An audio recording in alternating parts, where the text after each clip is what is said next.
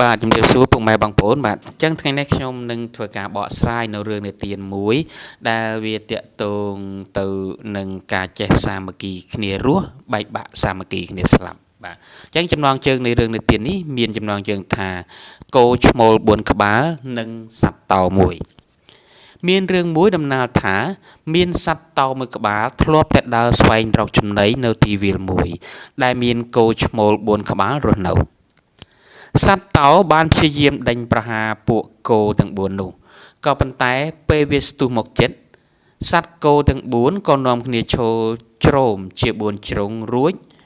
បោលស្នែងទៅរកតោរហូតធ្វើឲ្យតោរងរបួសលុះមិនយូរប៉ុន្មានពួកសត្វគោក៏កើតមានទំនាស់នឹងគ្នាហើយពួកវាក៏សម្រេចចិត្តបែងចែកវាលស្មៅគ្នារកស៊ីរៀងៗខ្លួនតោឃើញឱកាសល្អមកដល់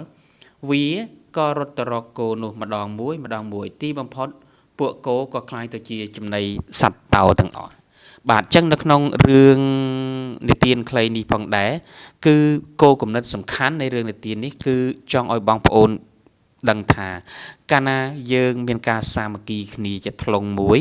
បាទនោះយើងនឹងរស់រាននៅបានយ៉ាងសុខសាន្តប៉ុន្តែកាលណាយើងបែកបាក់នៅសាមគ្គី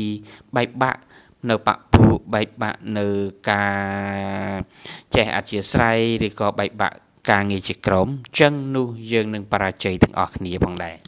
បាទយ៉ាងណាមិញដូចជារឿងប្រទេសជាតិក្តីរឿងនៅក្នុងអង្គភាពក្តីវាជារឿងមួយដែលសំខាន់ផងដែរក្នុងឆាកជីវិតកាលណាយើងមានការសហការគ្នាល្អ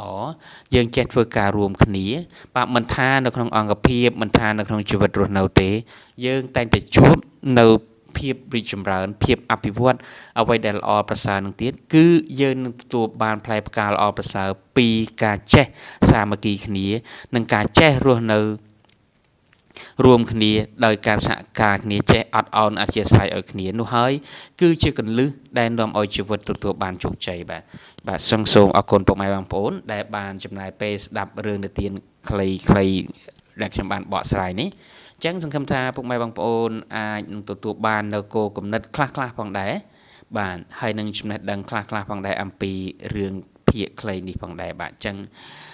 សូមពុកម៉ែបងប្អូនមកធ្វើការចុច Subscribe ទៅលើ Channel របស់ខ្ញុំបាទដើម្បីអាចទទួលបាននៅវីដេអូថ្មីៗដែលតាក់ទងទៅនឹងការអប់រំផងដែរបាទចឹងសូមអរគុណពីខ្ញុំ Yanma Education បាទអរគុណ